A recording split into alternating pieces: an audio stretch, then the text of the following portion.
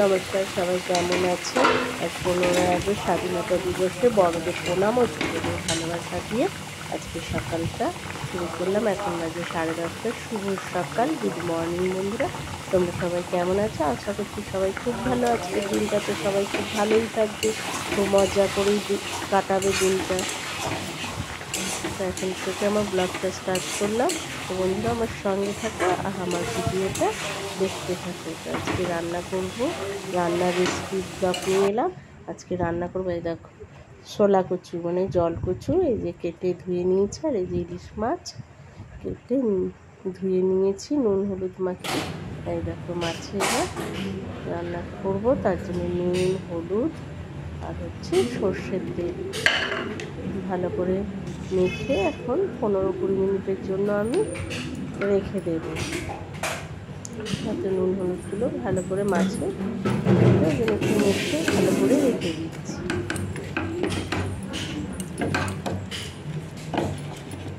আমার ভালো করে মাখা হয়ে গেছে, এবার আমি রেখে দিচ্ছি।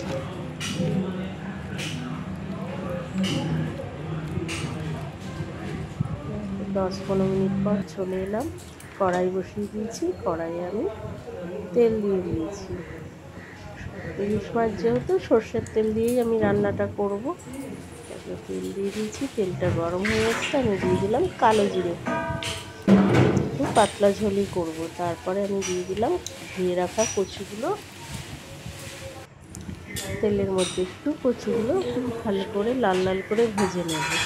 এটা কিন্তু শোলা কচুর মুখের দিকটা নিয়েছি, নরম বেশ, মুখের দিকটা তো অতটা শক্ত হয় না, নরম। সেই জন্য আমি কিন্তু একটু ভাপালাম না, একদম তেলে ভেজে নিচ্ছি। তার মধ্যে দিয়ে দিলাম একটু নুন আর দিয়ে দেবো অল্প করে হলুদ, দিয়ে আমি ঢেকে দিচ্ছি। নেড়ে চেড়ে আমি ঢেকে দেবো।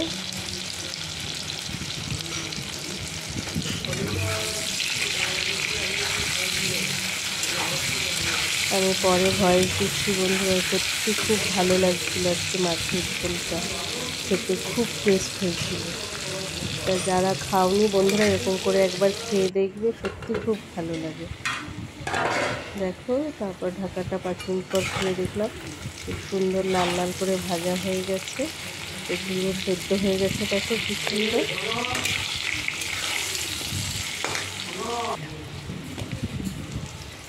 এরপর আমি নুন হলুদ তেল মাখানো মাছগুলো আমি দিয়ে দিলাম। করে মাছটা কিন্তু আমি আগে থেকে ভাজিনি, এই মশলার সঙ্গে একটু ভেজে নেব।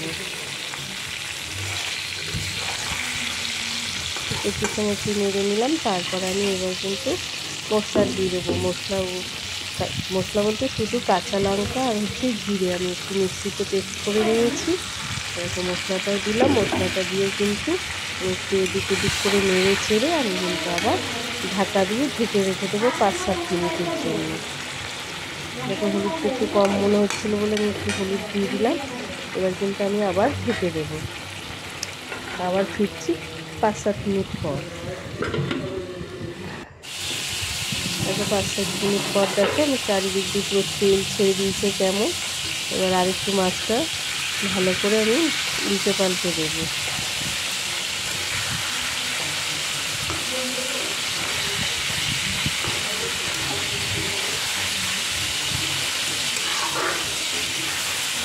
আর একটু ভালো করে নেড়ে চেড়ে তারপরে কিন্তু জল দেবার, একটু মশলাটা হবে।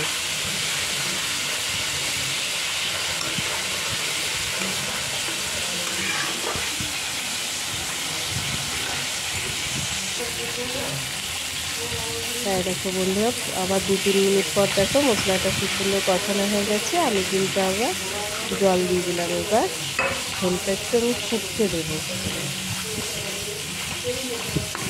একটু জল দিলাম, যেহেতু ঝোলটা একটু পাতলাই খাবো, ইলিশ মাছের ঝোল একটু পাতলাই ভালো লাগে। এবার আমি ঝোলটা ফুটতে দিলাম। এবার আমি ঢেকে দেবো। দেখো এবার ঢাকাটা খুলে দিচ্ছি বন্ধুরা। বেশ সুন্দর ঝোলটা ফুটে গেছে আর আমার মাছের ঝোল রেডি। এরকমই ঝোল নামাবো। তা বন্ধুরা, আজকের মতো ভিডিওটা এখানেই শেষ করছি। তোমরা অবশ্যই দেখে লাইক কমেন্ট শেয়ার করবে, অবশ্যই কমেন্ট করে জানাবে রেসিপিটা কেমন হলো। নতুন বন্ধুরা হলে অবশ্যই সাবস্ক্রাইব করে আমার পাশে থাকবে আর আমাকে বন্ধু করে নেবে। সবাই ভালো থাকবে, সুস্থ থাকবে, যে যেখানে আছো সব, যে যেখান থেকে আমার ভিডিওটা দেখছো তাদেরকে অসংখ্য ধন্যবাদ ও ভালোবাসা এইভাবে পাশে থাকার জন্য। সবাইকে টাটা।